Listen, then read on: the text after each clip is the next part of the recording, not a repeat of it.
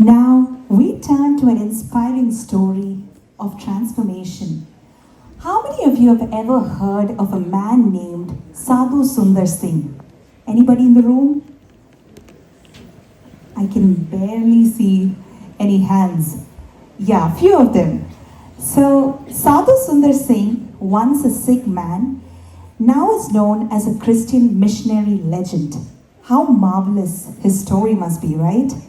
Well, today we are in luck as IPC Bethesda Church presents a special Kada Prasangam about this very man, inviting IPC Bethesda to the stage. ധന്യനായ ഏകാധിപതിയും രാജാതിരാജാവും കർത്താതികർത്താവും താൻ മാത്രം അമർത്യതയുള്ളവനും അടുത്തുകൂടാത്ത വെളിച്ചത്തിൽ വസിക്കുന്നവനുമായ യേശുക്രിസ്തുവിന്റെ നിസ്തുല്യ നാമത്തിൽ ഏവർക്കും ഞങ്ങളുടെ സ്നേഹവന്ദനം. പ്രിയമുള്ളവരെ, ഞങ്ങളുടെ കഥ ഇതാ ഇവിടെ തുടങ്ങുകയാണ്. വെറും കഥയല്ല, ജീവിത കഥ. ഈ കഥ നിങ്ങൾക്ക് മുൻപിൽ അവതരിപ്പിക്കുന്നത് Kathika Ruth, drums Evander Laxon, keyboard Esther Hannah, ടാമറൻ ജോൺ അരുൾ, സ്നേഹ സാജു, ഗായക സംഘം Hannah Mary Daniel, Karen Binu, Rachel Saju, Timothy Koshy, Hannah Sam, Liana Rami. ഇവിടെ കൂടി വന്നിരിക്കുന്ന സഹോദരരെ, ഞാൻ നിങ്ങളുടെ ശ്രദ്ധയെ കൂട്ടിക്കൊണ്ടു പോകുന്നത് ദക്ഷിണേഷ്യയിലെ പരിശുദ്ധമായ ഗുഹ എന്നറിയപ്പെടുന്ന നേപ്പാളിലെ ഇല്ലോം എന്ന സ്ഥലത്തേക്കാണ്. പ്രഭാത സൂര്യന്റെ പൊൻകിരണങ്ങളേറ്റ് ആ ഭൂപ്രദേശം അങ്ങനെ പ്രകൃതി സൗന്ദര്യത്തിൽ കുളിച്ച് നിൽക്കുകയാണ്. ഇതാ വിജനമായ വഴിത്താലൂടെ നഗ്ന പാദങ്ങളുമായി തോളിലൊരു സഞ്ചിയും തൂക്കി കണ്ടാൽ സന്യാസി എന്ന് തോന്നും വിധത്തിലുള്ള ഒരു മനുഷ്യൻ നടന്നു നീങ്ങുന്നു. അദ്ദേഹത്തിന്റെ കണ്ണുകളിൽ ക്രിസ്തുവിന്റെ നിസ്സീമമായ സ്നേഹം കവിഞ്ഞൊഴുകുന്നത് കാണാം. തന്റെ വഴിയാത്രയിൽ ആ സാധു മനുഷ്യൻ അത്യുച്ചത്തിൽ ഇപ്രകാരം പ്രഘോഷിക്കുന്നുണ്ട്: മറ്റൊരുത്തനിലും രക്ഷയില്ല, നാം രക്ഷിക്കപ്പെടുവാൻ ആകാശത്തിൻ കീഴിൽ മനുഷ്യരുടെ നൽകപ്പെട്ട വേറൊരു നാമവുമില്ല. മാനസാന്തരപ്പെടുവീൻ, യേശുക്രിസ്തുവിലേക്ക് തിരുവീൻ. യേശുക്രിസ്തു എന്ന നാമമല്ലാതെ മറ്റൊരുത്തനിലും രക്ഷയില്ല. എന്തിനാണ് ഈ സാധു മനുഷ്യനെ ശിക്ഷിയിൽ നിന്നോ സുവിശേഷം പ്രസംഗിച്ചതിന്? കാരാഗ്രഹത്തിൽ അടയ്ക്കപ്പെട്ടിട്ടും അതിനകത്ത് കിടന്ന് മറ്റ് കാരാഗ്രഹവാസികളോട് സുവിശേഷം അറിയിച്ച് അവരെ ക്രിസ്ത്യാനികളാക്കുന്നു അത്രേ.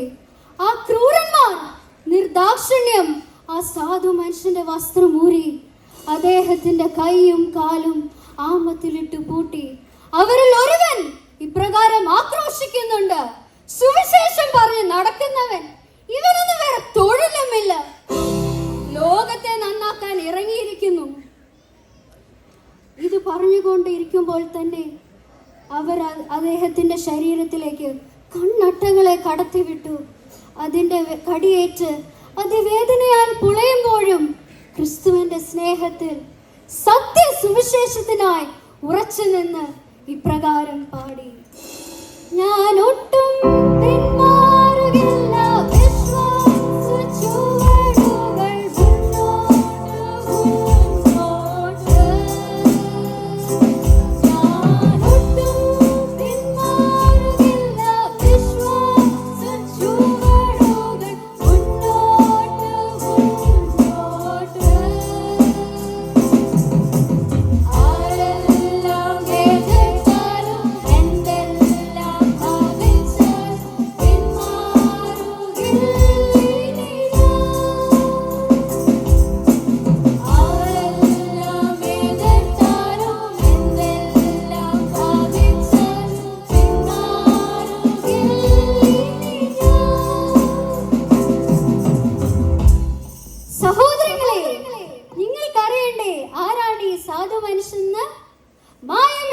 സുവിശേഷം, നിർമ്മല സുവിശേഷം. ലോകത്തിനോട് താൻ പറഞ്ഞു, യേശുവിനെ പോലെ ജീവിച്ചു, പൗലോസിനെ പോലെ പല തവണ കാരാഗ്രഹത്തിൽ കിടന്നു, പട്ടിണി കിടന്നു. അതേ കഥാപ്രസംഗ രൂപേണ ഞങ്ങൾ ഇവിടെ അവതരിപ്പിക്കുന്നു മുറിഞ്ഞ പാദങ്ങളുടെ അപ്പോസ്തലൻ, അഥവാ the apostle of bleeding feet. ഇന്ത്യയുടെ അപ്പോസ്റ്റൽ എന്നറിയുന്ന സാധു സുന്ദർ സിംഗ് ജനിച്ചത് പഞ്ചാബിലെ രാംപൂർ എന്ന ഗ്രാമത്തിലെ ഒരു ധനിക സിഖ് കുടുംബത്തിലായിരുന്നു. തന്റെ 7-ാം വയസ്സിൽ തന്നെ ഹിന്ദു മതഗ്രന്ഥമായ ഭഗവത്ഗീത അദ്ദേഹം മനഃപ്പാഠമാക്കിയിരുന്നു. തന്റെ 14-ാം വയസ്സിൽ എത്തി നിൽക്കുന്ന കാലം സന്തോഷം നിറഞ്ഞ് തന്റെ കൗമാരകാലം. ആ സന്തോഷത്തെ കീറി മുറിച്ചുകൊണ്ട് തന്റെ അമ്മ ഈ ലോകത്തോട് വിട പറഞ്ഞു. മാത്രവുമല്ല, ഈ വേദനയിൽ നിന്ന് മുക്തനാകും മുന്നേ തന്നെ ഒരു സഹോദരനും ഈ ലോകത്തോട് വിട പറഞ്ഞു. ഈ വേർപാടുകൾ തന്റെ ഹൃദയത്തെ വളരെ വേദനയിലേക്കും ശൂന്യതയിലേക്കും നയിച്ചു. അങ്ങനെയിരിക്കെ അവിടെയുള്ള ഒരു മിഷണറി സ്കൂളിലേക്ക് സുന്ദർ സിംഗിനെ തന്റെ പിതാവ് പഠനത്തിനായി അയച്ചു. മിഷണറി സ്കൂൾ ആയിരുന്നതിനാൽ എല്ലാ ദിവസവും പുതിയ നിയമ പുസ്തകം വായിക്കുന്ന നിർബന്ധമായിരുന്നു. ഇതൊരു തരം അറപ്പും വെറുപ്പും സുന്ദർ സിംഗിൽ ഉളവാക്കി. എന്നാൽ മനസ്സില്ലാ മനസ്സോടെ അവിടെ പഠനം തുടർന്ന സുന്ദർ സിംഗിനെ പിതാവ് മറ്റൊരു സ്കൂളിലേക്ക് മാറ്റി. എങ്കിലും ബൈബിളിനോടുള്ള വെറുപ്പും മിഷണറിമാരുടെ പകയും അദ്ദേഹത്തെ വിട്ടുമാറിയില്ല. ഒരിക്കൽ വഴിയോർത്ത് പ്രസംഗിച്ചു കൊണ്ട് നിന്ന ഒരു മിഷണറിയുടെ കയ്യിൽ നിന്ന് സത്യവേദ പുസ്തകം ബലമായി പിടിച്ചു വാങ്ങി പൊതുനിരത്തിൽ വെച്ച് കത്തിച്ചു കളഞ്ഞു.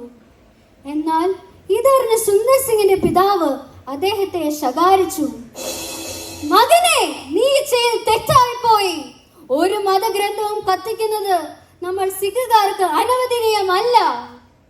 വേദപുസ്തകം കത്തിച്ചത് ഒരു നല്ല പ്രവൃത്തിയായി സുന്ദർ സിംഗിന് ആദ്യം തോന്നിയെങ്കിലും പിന്നത്തേതിൽ തീ കൂറിയിട്ട അനുഭവം പോലെയായി. തന്റെ സമാധാനം നഷ്ടപ്പെട്ടു. പുതിയ നിയമ പുസ്തകത്തിൽ വായിച്ച പല വാക്യങ്ങളും സുന്ദർ സിംഗിന്റെ മനസ്സിൽ തിങ്ങി നിറയാൻ തുടങ്ങി. ആരാണ് ഈ യഥാർത്ഥ ദൈവം? പലരോടായി ഇതേ ചോദ്യം ആരാഞ്ഞെങ്കിലും വ്യക്തമായ ഒരു ഉത്തരം കിട്ടിയില്ല. ബൈബിൾ കത്തിച്ചതിന്റെ 3-ാം ദിനം അസ്വസ്ഥമായ മനസ്സുമായി അദ്ദേഹം 3 മണിക്ക് പ്രാർത്ഥിക്കാൻ ആരംഭിച്ചു.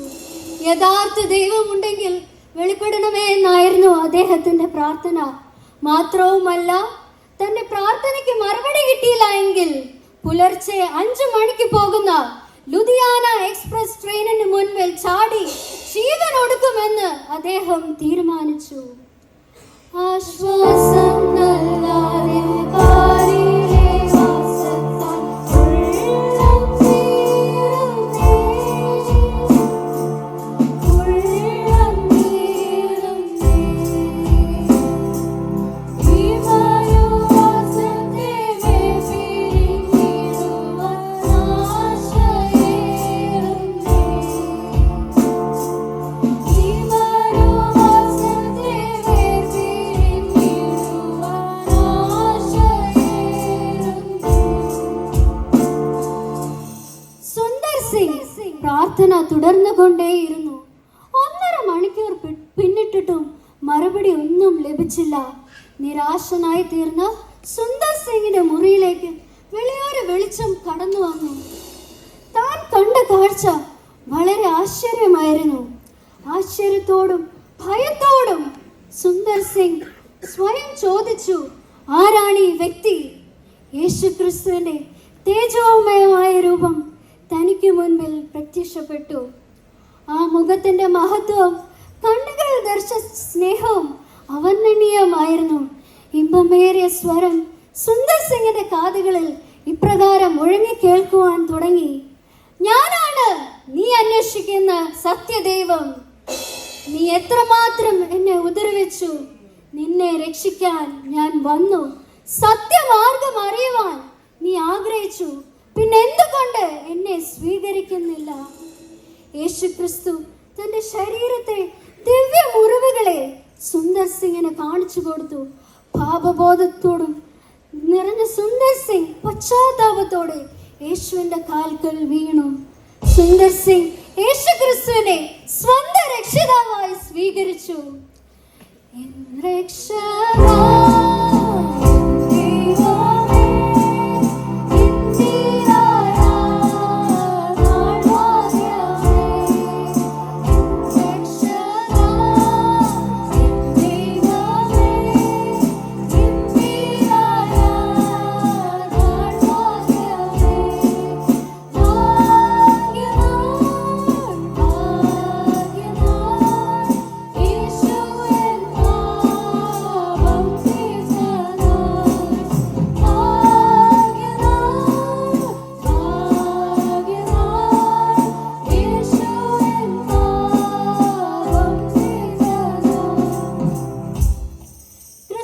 സുന്ദർ സിംഗ് ക്രിസ്തു മതം സ്വീകരിച്ചെന്ന അന്നറിഞ്ഞ പിതാവ് അദ്ദേഹത്തെ വീട്ടിൽ നിന്നും പുറത്താക്കി. എല്ലാ അവകാശങ്ങളും സമ്പത്തും നിഷേധിച്ചു. ജീവന്റെ വെളിച്ചവുമായി അനേക ഇടങ്ങളിലേക്ക് സുന്ദർ സിംഗ് കടന്നു ചെന്നു. തനിക്ക് നേരിട്ട പ്രതിസന്ധികളും വകവെക്കാതെ സത്യസുവിശേഷത്തെ പൂർണ്ണ ധൈര്യത്തോടെ പ്രസംഗിച്ചു.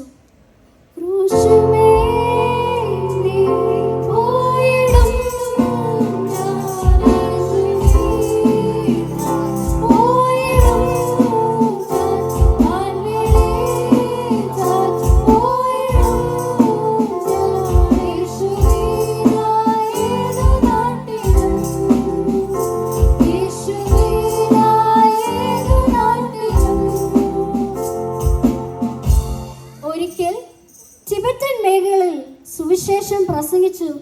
അവിടുത്തെ നേതാവായ ലാമ സുന്ദർ സിംഗിന് വധശിക്ഷ വിധിച്ചു. അദ്ദേഹത്തെ ആഴമേറിയ ഒരു പൊട്ടക്കിണറ്റിലിട്ട് അതിൻ്റെ മേൽമുടി താഴിട്ട് പൂട്ടി. അവിടെയും ദൈവത്തിന്റെ കരം ഇറങ്ങി വന്ന് സുന്ദർ സിംഗിനെ വിടുവിച്ചു.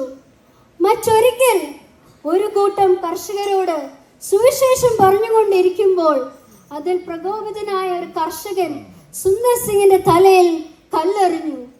എന്നാൽ ഇതിൽ പ്രതികരിക്കാതെ, വിദ്വേഷം കാണിക്കാതെ സുന്ദർ സിംഗ് അവരുടെ ജോലിയിൽ അവരെ സഹായിച്ചു. അവരെ നിത്യതയ്ക്ക് വേണ്ടി നേടുവാൻ സുന്ദർ സിംഗ് ഇതിലൂടെ കഴിഞ്ഞു. നിങ്ങൾക്കറിയണോ സഹചരെ, നഗ്ന പാദങ്ങളുമായിട്ടായിരുന്നു അദ്ദേഹത്തിന്റെ സുവിശേഷ യാത്രകൾ മുഴുവനും. കല്ലും മുള്ളും നിറഞ്ഞ വനാന്തരങ്ങളിലൂടെ യാത്രയായിരുന്നതിനാൽ കാലുകളിൽ മുറിവുകൾ ഉണ്ടായിരുന്നത് സർവ്വസാധാരണമായിരുന്നു. കാലുകളിൽ ഉണ്ടായ മുറിവുകൾ കാരണം രക്തം അമിതമായി ഒഴുകുകയും രക്തത്തിൽ കുതിർന്ന കാലുകളുമായി ഗ്രാമങ്ങളുടെ സുവിശേഷവുമായി അദ്ദേഹം യാത്ര ചെയ്യുകയും ചെയ്തു. അദ്ദേഹത്തിന് ഇങ്ങനെ കിട്ടിയ പേരാണ് അപ്പോസ്റ്റൽ ഓഫ് ബ്ലീഡിംഗ് ഫീറ്റ്, അഥവാ മുറിഞ്ഞ പാദങ്ങളുടെ അപ്പോസ്തലൻ. സുന്ദർ സിംഗ് ടിബറ്റിലേക്ക് വീണ്ടും സുവിശേഷ പ്രവർത്തനത്തിനായി കടന്നു ചെന്നു. യാത്രയ്ക്ക് മുൻപ് തൻ്റെ ഒരു പ്രിയ സുഹൃത്തിന് ഇപ്രകാരം അദ്ദേഹം കത്തെഴുതി: ഞാൻ ടിബറ്റിലേക്ക് സുവിശേഷ പ്രവർത്തനത്തിനായി വേണ്ടി കടന്നു പോവുകയാണ്. നീ എനിക്ക് വേണ്ടി പ്രാർത്ഥിക്കണം. പരിശുദ്ധാത്മാവോട് ചേർന്ന് നടന്ന് ആ ഭക്തൻ ഇങ്ങനെ പാടി യാത്രയായി: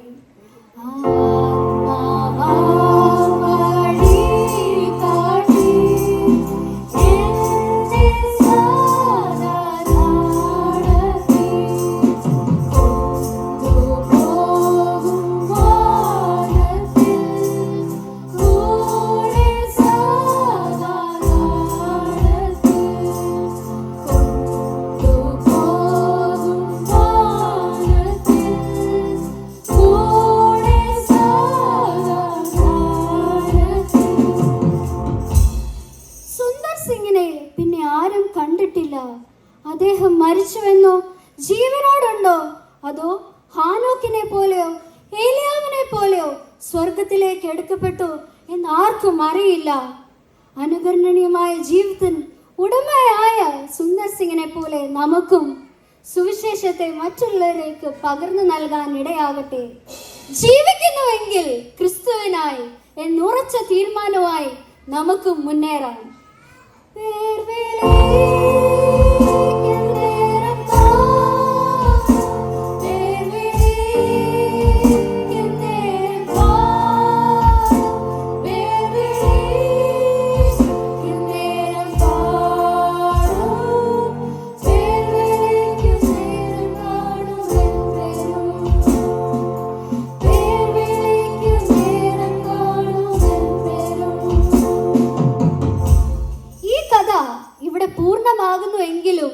സുന്ദർ സിംഗിനെ പോലെയുള്ളവരുടെ ജീവിതയാത്ര ഈ മണ്ണിൽ തുടർന്നുകൊണ്ടേയിരിക്കുന്നു.